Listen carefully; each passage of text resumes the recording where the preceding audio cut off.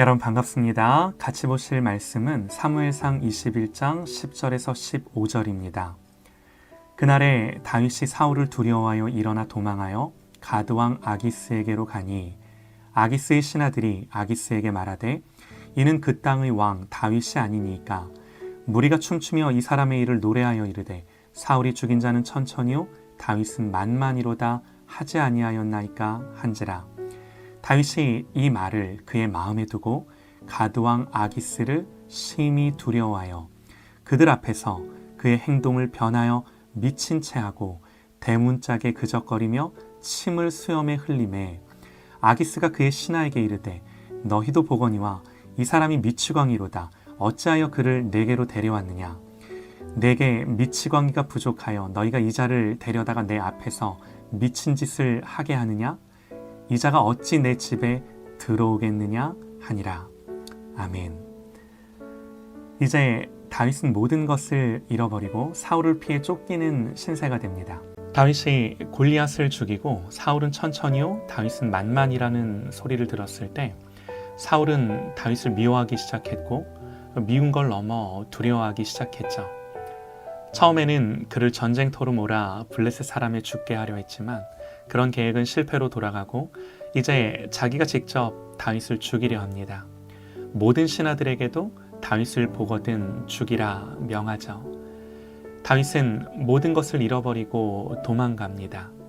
다윗이 처음 도망간 곳은요, 사무엘이 있는 라마라는 곳이었는데요. 여기에는 선지자들을 길러내는 공동체가 있었어요. 고향으로도 못 가고 그나마 생각한 곳이 사무엘이 있는 여기밖에 없었던 거죠. 그런데 사울이 여기까지도 다윗을 잡기 위해 이곳까지 군사들을 보냅니다. 그런데 실패하죠. 그래서 사울이 직접 와요. 그러나 하나님의 개입하심으로 역시 실패합니다. 다윗은 계속되는 사울의 추격을 보면서 이것도 안전하지 않다고 판단했기에 또 도망을 갑니다. 여러분, 이쯤 되면 다윗의 정서나 마음, 심리 상태가 어땠을까요? 아직도 담대하고 막 자신 있고 믿음으로 충만하고 그랬겠습니까? 아니요, 그렇지 않았습니다. 다윗이 이런 말을 해요. 다윗이 도망치던 중에 요나단을 마주하는데요. 다윗이 라마나옅에서 도망하여 요나단에게 이르되 내가 무엇을 하였으며 내 죄악이 무엇이며 내 아버지 앞에서 내 죄가 무엇이기에 그가 내 생명을 찾느냐. 막 한탄하듯 이 말을 요나단에게 풀어놓는 거죠. 그러면서 말하기를 진실로 여호와의 살아계심과 내 생명을 두고 맹세하노니 나와 죽음의 사이는 한 걸음뿐이니라. 절망적이죠. 이런 말은요, 그가 지금 얼마나 불안한 상태 가운데 있는지를 보여줍니다. 죽음을 직면하고 있는 거예요. 그래서 다윗은 사무엘이 거하는 라마를 떠나 그때부터 유랑 생활을 시작하는데요. 나이 30에 헤브론에서 유다의 왕이 되기까지 이 광야의 유랑 생활을 계속합니다. 이 기간이 얼마나 될지 정확하게 추정할 수는 없지만 이러면서 청년 시절을 다 보내는 거죠.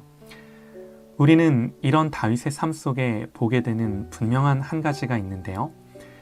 우리가 우리의 인생에서 광야로 들어가려고 애쓰지 않아도 들어가게 되는 곳이 바로 광야라는 거예요. 그리고 분명한 것은 그 당시 그 현장 속에서 아마도 다윗은 몰랐을 것 같습니다. 그러나 성경을 읽는 우리는 알죠. 이 광야를 하나님이 허락하셨다는 것을. 이것은 다윗의 선택이 아니라 하나님이 인도하셨고 하나님이 이끄셨음을 여러분, 우리가 이걸 부인할 수는 없는 거죠. 예수님도요, 공생애를 시작하면서 광야로 나가셨습니다.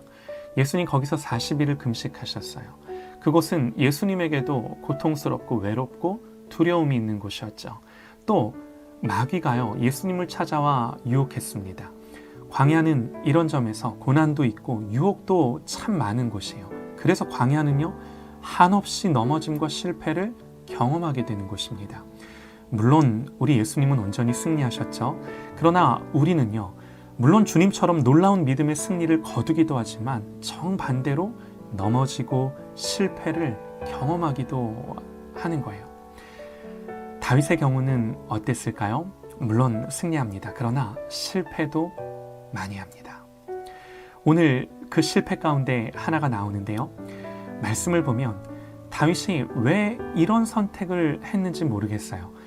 정말 목숨을 구걸하기 위해 블레셋 진영으로 가는 것밖에는 길이 없었는지, 아니면 사울에 대한 원망으로 적은 아군이니까 그래서 사울의 적인 블레셋에 의탁해야겠다 생각한 건지, 다윗이 어떤 마음으로 그랬는지는 잘 모르지만, 그러나 분명한 건요, 궁지에 몰려 어쩔 수 없었다 하더라도 블레셋으로 도망하여 망명한 것은 민족적인 배신이기도 하고요, 신앙적으로도 결코 잘한 선택이라고 볼 수는 없는 거죠. 다윗이 블레셋 장수 골리앗을 죽일 때 뭐라고 그랬나요? 할례 없는 백성이다 그랬어요. 이 말의 의미는요, 진멸할 자입니다. 하나님이 가나안 땅에 들어가거든 그들의 모든 우상을 부수고 그들을 진멸하라 그러셨어요. 그러니까 신앙의 관점에서 교류하고 왕래하고 할 수 없어요. 단절하고 끊어내야 하는 거죠. 그러니 아무리 궁해도 블레셋에 가담할 수는 없는 거죠. 잘못된 선택과 결정입니다. 여러분, 이 일이 결국 어떻게 흘러가나요? 다윗은요, 분명히 여기라면 사울을 피해 좀 안전하겠지 그렇게 생각해서 온 겁니다. 그러나 안전하지 않았습니다. 블레셋의 신하들이 그러는 거예요. 사울이 죽인 자는 천천히요 다윗은 만만이로다 하지 아니하였나이까. 이 사람 그런 사람입니다. 지금 이 다윗은 골리앗을 죽인 자입니다. 골리앗 죽인 사건을 말하며 우리 블레셋의 원수라는 거죠. 다윗이 아차 싶은 거죠. 그래서 12절부터요, 다윗이 이 말을 그의 마음에 두고 가드왕 아기스를 심히 두려워하여 그들 앞에서 그의 행동을 변하여 미친 채 하고 대문짝에 그적거리며 침을 수염에 흘림에 미친 척하며 목숨을 구걸합니다. 그리고 아기스 왕이 말하죠. 이 사람이 미치광이로다. 어찌하여 그를 내게로 데려왔느냐. 내게 미치광이가 부족하여서 너희가 이 자를 데려다가 내 앞에서 미친 짓을 하게 하느냐. 이 자가 어찌 내 집에 들어오겠느냐. 정말 다행히도 쫓겨납니다. 죽을 뻔한 거죠. 다윗이요, 아차 싶었을 거예요. 오늘 우리가 말씀을 통해 보고 싶은 건요, 여러분 분명히 잘못된 선택과 결정입니다. 거기에 따른 우리가 맛봐야 하는 고난이 있고 위기가 있고 아픔이 있어요. 그러나 하나님 배우게 하세요. 그것이 교훈이 되게 하세요. 설령 실패하더라도 어쨌든 광야는요, 사람이 하나님을 부르고 만나게 되는 특별한 영적인 은혜를 경험하는 그러한 곳인 겁니다. 우리가 앞으로 보게 될 다윗의 광야는요, 그에게 엄청난 믿음의 승리와 또 비참한 영적 실패를 모두 경험하게 해줍니다. 하나님은요, 이런 승리와 실패를 통해 다윗을 만들어 가시는 거죠. 다윗이요, 그가 안전할 거라고 생각한 곳, 블레셋 진영이었습니다. 여러분, 이게요, 제정신이라면 도무지 생각조차 할 수 없는 일이에요. 그런데 이런 일을 다윗이 행하고 있는 거예요. 이스라엘의 원수였고 다윗이 하나님을 모욕하는 할례받지 않은 골리앗의 나라인 블레셋으로 피하겠다? 이렇게 생각한 것 자체가 여러분 이미 다윗도 제정신이 아닌 거죠. 마음이 흔들리고 있음을 보여주는 거죠. 여러분, 아까도 말씀드렸지만 다윗이 이런 상태에서 그의 정서와 심리가 어땠겠습니까? 제가 물었었는데요. 다윗은요, 두려웠습니다. 무엇보다 사울을 피해 숨어야겠다고 생각한 거죠. 여러분, 이걸 하나님 앞에서 믿음으로 결정한 거라고 볼 수 있을까요? 기도하고 결정한 거라고 볼 수 있을까요? 그러지 않았어요. 그런 게 아니라 두려움에 앞뒤 안 가리고 잘못된 결정을 했어요. 그러나 그 일이 있고 난 뒤 일이 되어가는 이 진행되는 상황을 보면서 깨닫는 거죠. 아, 내가 이게 아니구나. 사랑하는 여러분, 물론 우리에게 이런 일이 없었으면 좋겠지만 여러분, 우리가 그래요. 여러분, 우리가 죄인입니다. 그러나 더 중요한 건요, 이 실패 속에서 반드시 배우는 사람이 되어야 해요. 저나 여러분이나 잘못된 결정을 안 하고 싶어도 안 할 수 없습니다. 실패하고 실수하고 죄인으로 삽니다. 그러나 그때마다 배우고 교훈을 얻고 하나님의 마음을 더 아는 자가 되어야 하는 거죠. 그러면서 어제보다 오늘을 더 주님을 닮은 자로, 어제보다 오늘 더 주님께 가까이 한 걸음 더 나아가는 자로 살아야 하는 거예요. 여러분, 이게요, 하나님의 사람이라는 증거예요. 반드시 그래야 합니다. 이와 같은 깨달음과 준비됨 없이 그냥 무지한 믿음으로 하나님이 다 하실 거라고 생각하지 마십시오. 우리는 실패하고 넘어질 수 있습니다. 그러나 그 일들을 통해 반드시 하나님께 한 걸음 더 나아가야 합니다. 이 일들이 우리에게 반드시 있어야 돼요. 여러분, 오늘 말씀을 읽으며 이 사건을 보면서 의문이 드는 게, 아기스가 왜 다윗을 살려보냈을까요? 이게요, 사실 말이 안 돼요. 자기들의 최고 장수 골리앗을 쓰러뜨린 다윗입니다. 원수죠. 정말로 우리 편이 될 거라면 모를까 그 자리에서 목을 베야죠. 그런데 그냥 쫓아보내요. 설명이 안 되잖아요. 하나님이 하신 거죠. 다윗은 이 모든 일들을 통해 배워야 했습니다. 깨달아야만 했습니다. 그래서 다윗은 이 모든 일들을 겪고 나서 어디로 가나요? 그게 아둘람굴이에요. 아둘람굴로 가요. 다윗이 이때쯤 썼던 것으로 추정되는 시편이 있는데요. 시편 34편입니다. 이 시편의 표제어를 보면 이렇게 되어 있습니다. 다윗이 아비멜렉 앞에서 미친 채 하다가 쫓겨나서 지은 시. 여러분, 성경을 한번 찾아보셔요. 우리는 이 시편을 통해 다윗이 이 실패를 통해 무엇을 배웠는지 알게 되는데요. 시편 34편 7절에요. 여호와의 천사가 주를 경외하는 자를 둘러 진치고 그들을 건지시는도다. 또 19절 20절이요. 의인은 고난이 많으나 여호와께서 그의 모든 고난에서 건지시는도다. 그의 모든 뼈를 보호하시며 그 중에서 하나도 꺾이지 아니하도다. 하나님의 돌보심, 보호하심, 건져주심을 경험하는 거죠. 그리고 다윗은 그렇게 블레셋 땅에서 쫓겨나와 어디로 가나요? 아까도 말씀드렸듯이 그 유명한 아둘람굴로 가요. 여기서 아둘람굴이 나와요. 비록 토굴에 거하는 신세가 됐지만 거기서요, 환난당한 자, 빚진 자, 마음이 원통한 자들이 다 다윗에게로 모여드는데, 여러분, 왜 이런 일이 일어났을까요? 다시 시편 34편으로 가서요, 아까도 말씀드렸듯이 다윗이 미친 채 하다가 쫓겨나서 지은 시예요. 그 시의 2절을 보면 이렇게 고백합니다. 내 영혼이 여호와를 자랑하리니 곤고한 자들이 이를 듣고 기뻐하리로다.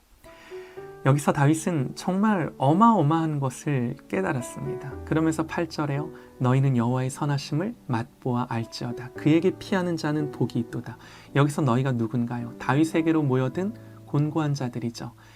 하나님이 다윗을 통해 그에게로 모여든 실패한 자들, 엎드려진 자들, 곤고한 자들, 이들을 위로하게 하시는데, 다윗이 어떻게 위로할 수 있어요? 다윗이 그 실패를 맛보고 곤고함을 맛보고 죽음의 고비에서 하나님을 경험해 본 사람이기에 하나님이 어떤 하나님이신지를 아는 거죠. 하나님이 다윗을 이런 사람 되게 하신 거예요. 사랑하는 여러분, 이것이 하나님이 하나님의 사람을 만드시는 방법입니다. 그러므로 실패 속에서 하나님을 배우고 넘어짐 속에서 우리를 붙드시는 하나님을 경험함으로 일어나는 자가 되십시오. 어떤 넘어짐 속에서도 다시 일어서는 자가 되십시다.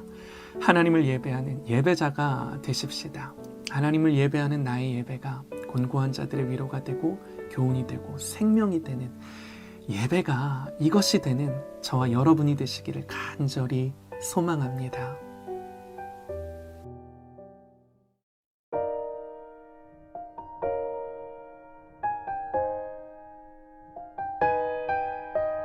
길을 안다고 그렇게 생각했죠. 다 이해할 순 없지만 그 길을 따랐죠. 하지만 이곳 절망의 창살 아래 주 내 맘 밤에 문을 열 때 진실을 깨닫죠.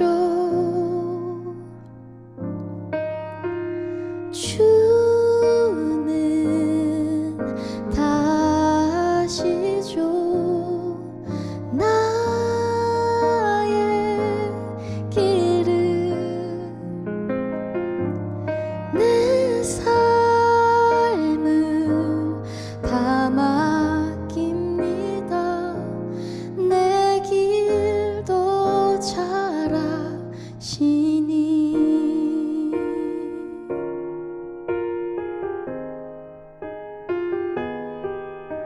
해답도 모르는 시험 문제처럼 주님의 뜻을 찾지만 다 할 순 없었죠.